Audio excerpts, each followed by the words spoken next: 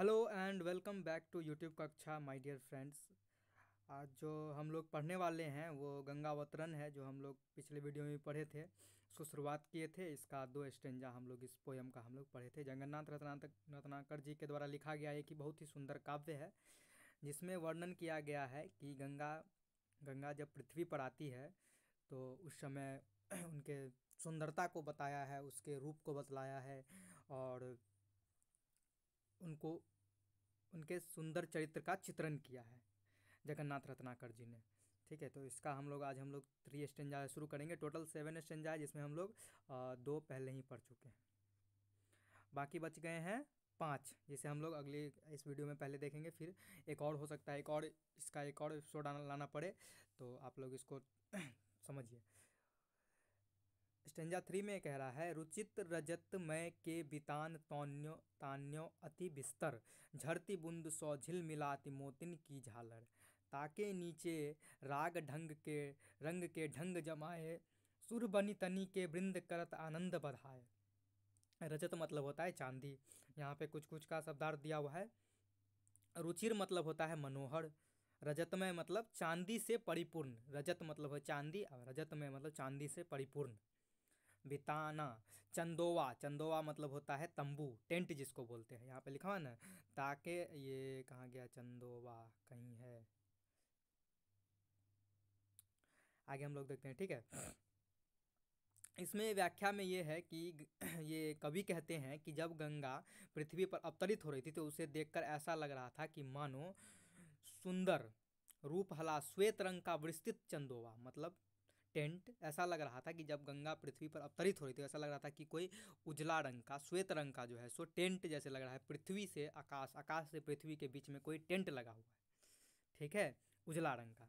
और उस टेंट पर से जो मतलब कि जल की बूंदों गिर रही थी नीचे, वो ऐसा प्रतीत हो, ऐसा लग रहा था टेंट के ऊपर से, ठीक है, मोती लटक रहा है ना। ये कवि का क्या है, कल्पना है। ठीक है, जो उसको कलात्मक रूप प्रदान करता है। कह रहे हैं कवि कि जब गंगा पृथ्वी पर अवतरित हुए तो ऐसा लग रहा था कि आकाश से पृथ्वी के बीच में क्या लगा है, एक उजला श्वेत रंग का टेंट लगा हुआ है। ठीक है, और उस पे से जो बूंद गिर रही है नीचे, वो ऐसा देख के ऐसा लग रहा है उसको, जैसे लग रहा है कि वो टेंट के ऊपर मोती झालर लगे हुए हैं। ठीक है, और उसमें फिर कह रहे हैं, ये जो ये लास्ट का 2 है, ताके नीचे राग रंग के ढंग जमाए, सुर बनी तनी के वृंद करत आनंद बधाए। और उस टेंट के अंदर में क्या है, जितने भी भगवान हैं उनकी स्त्रियां मतलब उनकी पत्नियां जो है सो मतलब रंग जमाए हुए हैं, मतलब कि क्या, बधाई दे रहे हैं एक दूसरे को। ठीक है, मतलब सब खुश हैं, ऐसा प्रतीत हो रहा है। ठीक है, तो ये एक अलौकिक भाव प्रस्तुत कर रहा है कवि। ठीक है, अपने मन के, अपने काल्पनिक शक्ति से गंगा के पृथ्वी पर अवतरण को कलात्मक रूप देश से प्रदान किया है। ठीक है, तो ये था स्टेंजा 3। अब हम लोग स्टेंजा 4 पढ़ते हैं। कब हूँ सुधार अपार वेग नीचे को धावे, हड़हड़ाती लहड़ाती सहज योजन चली आवे, मधु विधि चतुर पौन निज मन को पावत, पुण्य खेती उत्पन्न हीर की रसी राशि उसावत। ठीक है, कहूँ अपार धार वेग नीचे को धावे मतलब अपार मतलब हो गया बहुत तेज, है ना। और धावत मतलब दौड़ते हुई, है ना। और हड़हड़ाती लहड़ाती मतलब हड़बड़ाती हुई, है ना। ये जो योजन लिखा हुआ है, सहस योजन, सहस मतलब हो गया हजार, और योजन जो है ना सो एक पैमाना होता है। ठीक है, जैसे हम लोग वर्ष बोलते हैं, 1 वर्ष 2 वर्ष, उस तरह से योजन में कुछ वर्ष होता है, अभी हमको याद नहीं है। ठीक है, लेकिन वो एक पैमाना है वर्षों को नापने का। ठीक है, पौन पवन, इसका शब्दार्थ आप लोग देख लीजिएगा। इसमें व्याख्या में क्या कर रही हैं कि गंगा की सुंदर धारा, कवि कह रहे हैं कि गंगा की सुंदर धारा बड़ी तेजी के साथ धरती की ओर दौड़ी, हर शब्द की ध्वनि के साथ 1000 योजन तक लहराती हुई आगे बढ़ रही। ठीक है, बहुत तेजी के साथ।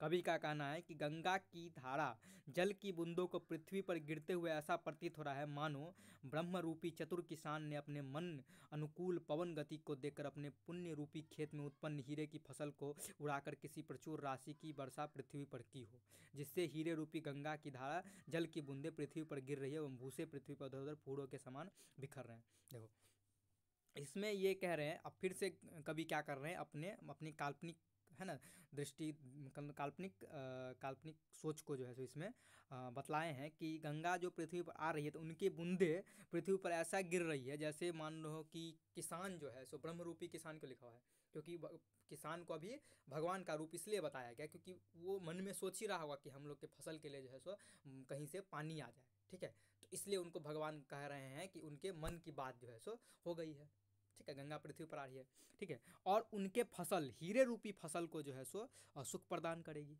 इसीलिए इसलिए इसे जो है सो किसान को जो है सो ब्रह्मरूपी कहा गया है, ठीक है। और उस बूंद को हीरे के समान कहा गया है ना। वर्षा की वो जो गंगा की जो जल की बूंदें आ रही थी उसे हीरे के समान बतलाया गया है, ठीक है।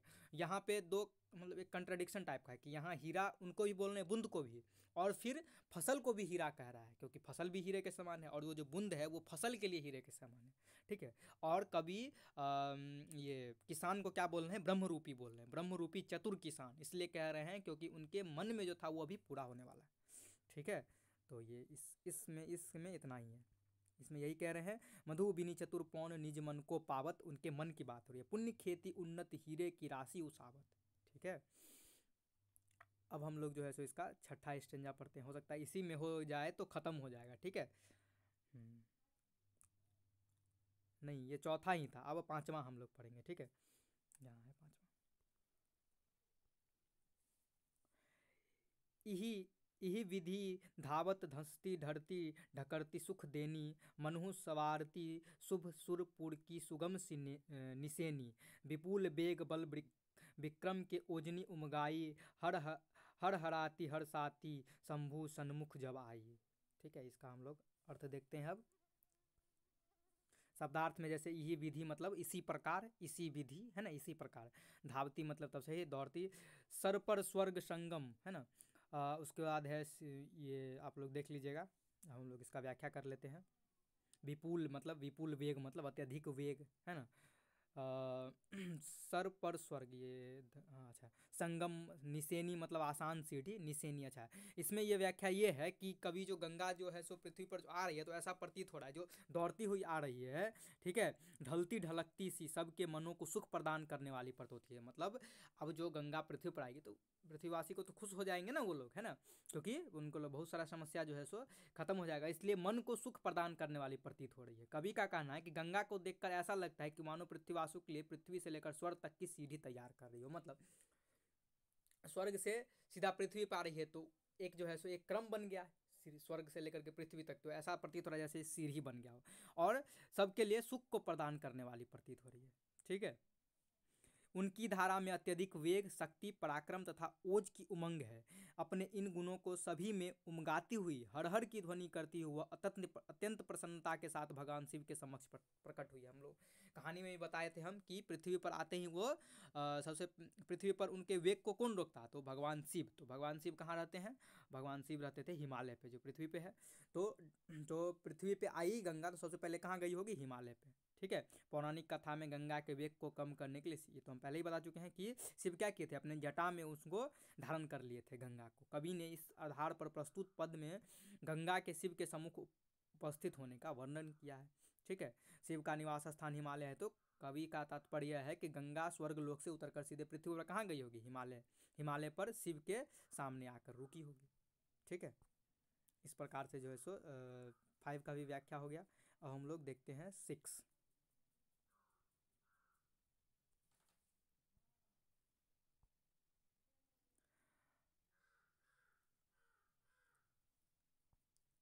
भई थकित छवि चकित हेरी हर रूप मनोहर, टै टै आ नहीं के प्राण रहे तन धरे धरोहर, भयो कोप को लोप चोप और उमगाई, चित चिकनाई चढ़ी कढ़ी सब शेष रुखाई, है ना।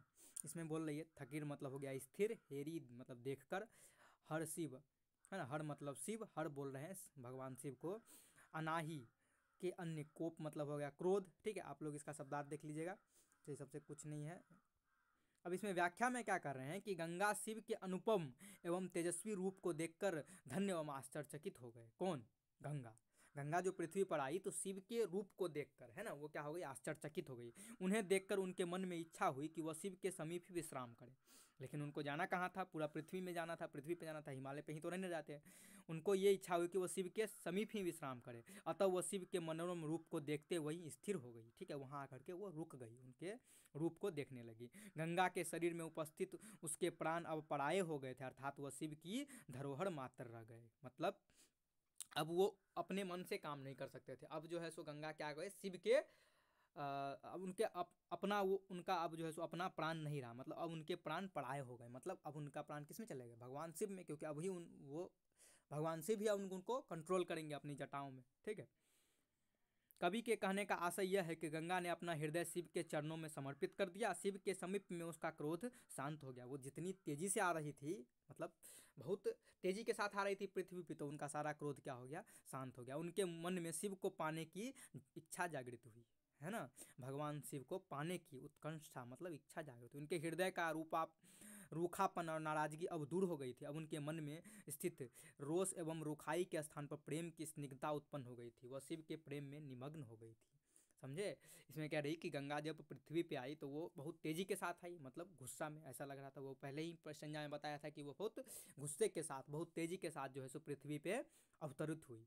और वहाँ जब शिव के समक्ष पहुँची तो वहाँ उनका सारा क्रोध खत्म हो गया था, सारा नाराजगी अब दूर हो गया था। वो शिव के रूप को देख करके क्या हो गई, धन्य हो गई, आश्चर्यचकित हो गई, और उनके मन में शिव के प्रति प्रेम हो गया। ठीक है, प्रेम में निमग्न हो गई। ठीक है, तो ये इस स्टेंजा का मतलब था। अब हम लोग लास्ट स्टेंजा देख लेते हैं, तो आज यहीं पे ये ख़त्म हो जाएगा। कृपा निधान सुजान शंभु हिय की गति जानी, दियो सीम शीस पर ठाम बाम करिके मनमानी, सकुचति एछति अंग गंग सुख संग लजानी, जटा जूट हीम कूट सघन बम सिमटी समानी। अब यहाँ पे शिव के बारे में चर्चा, व्याख्या कहते हैं कि कवि ने गंगा की धारा के शिव के जटाओं में समा जाने का वर्णन किया है। ठीक है, इसमें क्या है, वो शिव के जटाओं में जो समा जाती है उसके बारे में बताया गया है। कि कवि कहते हैं कि कृपा के निधान शिवजी ने गंगा के मन में निहित भाव को जान लिया। ठीक है, उनके मन में जो शिव के प्रति प्रेम उत्पन्न हो गया उसको शिवजी ने जान लिया। ठीक है, उनके भाव को समझ गए। उन्होंने उसे प्रियमता के रूप में स्वीकार किया एवं उसे अपनी जटाओं में स्थान दिया। फिर गंगा संकोचवश अपने अंगों को सिकोड़कर सुखपूर्वक प्रवाहित होने लगी। उसे देखकर ऐसा लग रहा था मानो लज्जावश उसने अपने अंगों को सिकोड़ लिया हो। सघन हिमालय के समान शिवजी की घनी जटाओं में गंगा सिमट कर विलीन हो गई। ठीक है, उनकी भावनाओं को शिव ने जान लिया और उन्होंने उनको अपनी जटाओं में स्थान दिया। ठीक है, गंगा ने संकोच करके अपने अंगों को सिकोड़ कर उनकी जटाओं में, ठीक है, विलीन हो गई।